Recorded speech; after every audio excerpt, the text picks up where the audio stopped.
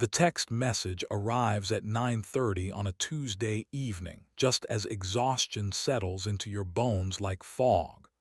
A friend needs help moving furniture this weekend. Your body screams no. You've worked 60 hours this week. Your own apartment remains half unpacked from 3 months ago, and Sunday was supposed to be your sacred recovery day. Yet your fingers type, of course, happy to help, before your conscious mind even registers the decision. The moment you hit send, a familiar heaviness descends. Not quite regret, not quite resentment, but something darker and more confusing. The suffocating awareness that you've just betrayed yourself again. This pattern repeats endlessly across countless lives.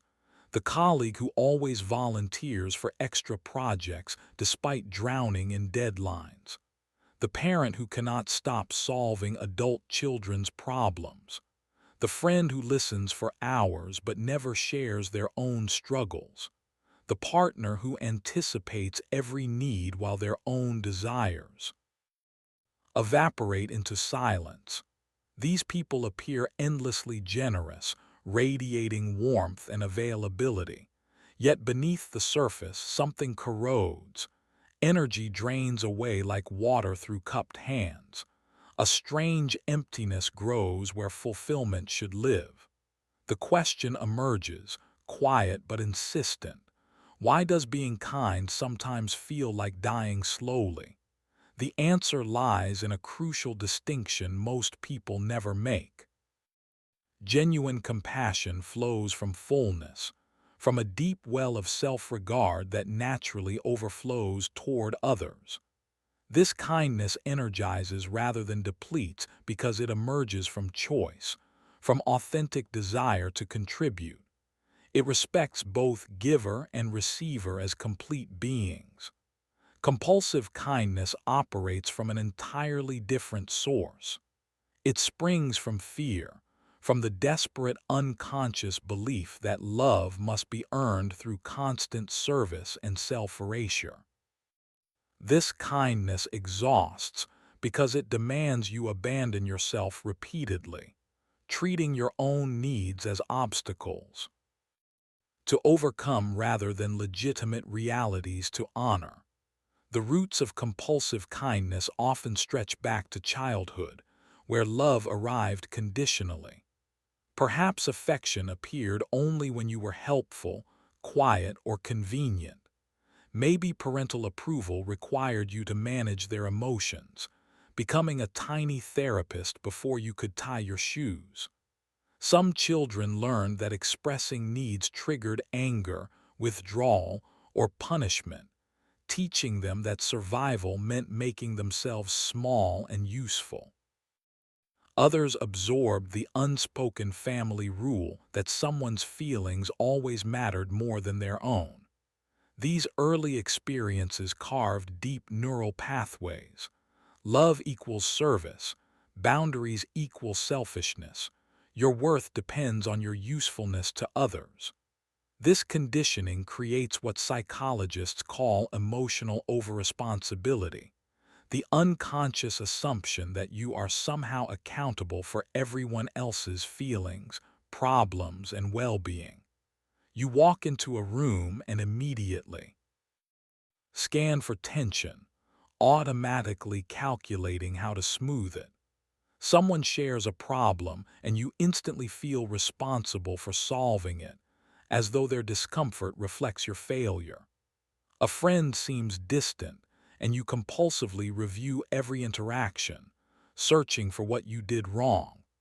This hypervigilance transforms every relationship into invisible labor, an exhausting performance where you constantly monitor, adjust, and manage emotional atmospheres that aren't actually yours to control. The chronic people pleaser becomes an emotional first responder, perpetually on call for crises that may or may not exist. They carry others' anxiety like stones in their pockets, absorbing moods and problems through some terrible osmosis. This empathy lacks boundaries, treating others' experiences as their own responsibility. The distinction between compassion and codependence blurs completely. They give and give, yet the giving never fills the hollow place inside because it flows from depletion rather than abundance, from fear rather than freedom. Trauma research reveals how kindness can become a survival strategy, particularly for those who experienced unpredictability, anger, or emotional volatility in childhood. The fawning response, one of the four trauma reactions alongside fight, flight, and freeze, involves appeasing potential threats through excessive niceness and accommodation. If you grew up navigating a parent's moods, you learn to become exquisitely attuned to others' emotional states, shape-shifting to prevent conflict or abandonment. Kindness stopped being a choice and became armor, a way to stay safe by making yourself indispensable and inoffensive. This survival strategy persists long after the original danger passes. Adult relationships become unconscious reenactments where you compulsively perform niceness to avoid rejection, anger, or disapproval. Saying no feels genuinely dangerous, triggering primitive fear responses. Your nervous system interprets boundary setting as life-threatening, flooding you with anxiety whenever you consider prioritizing your own needs. The pattern becomes self-reinforcing. You say yes from fear, feel resentful, then feel guilty about the resentment, which drives you to say yes again to prove you're not actually a terrible person. This creates the phenomenon of the kindness hangover, that peculiar emptiness following acts of service that should feel good. You help someone move, spend your Sunday hauling boxes, and drive home feeling strangely hollow rather than virtuous. You listen to a friend's problems for 2 hours and afterward feel drained, almost contaminated by their emotional state. You volunteer for the committee, bake the cookies, organize the event, and instead of satisfaction, you experience a confusing mixture of exhaustion and resentment that immediately triggers shame. This resentment reveals the truth.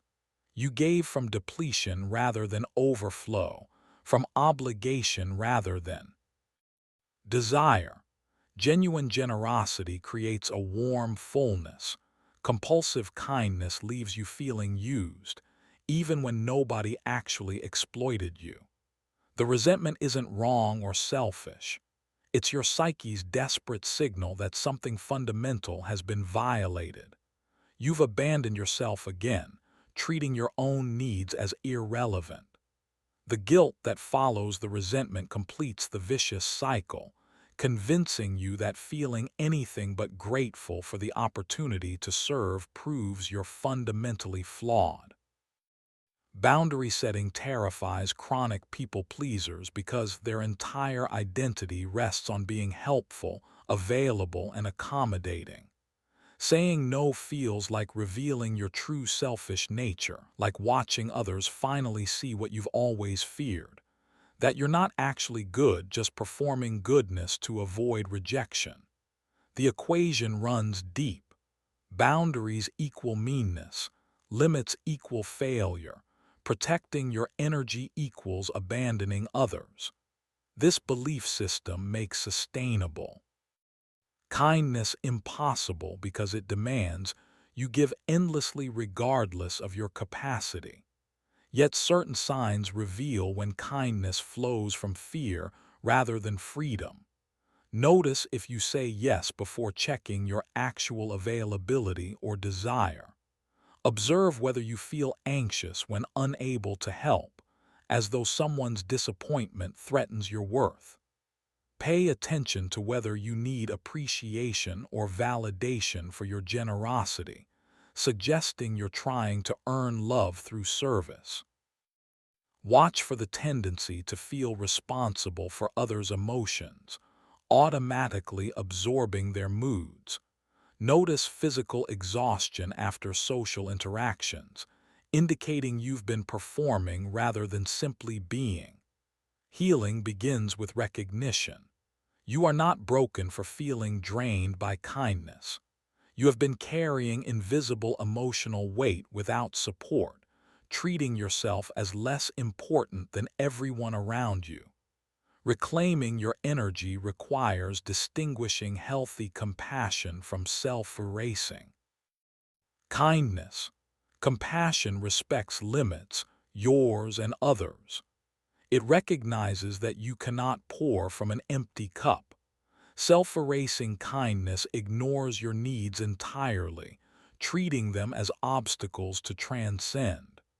Setting boundaries makes your kindness sustainable and authentic, transforming obligatory performance into freely given generosity that nourishes rather than depletes.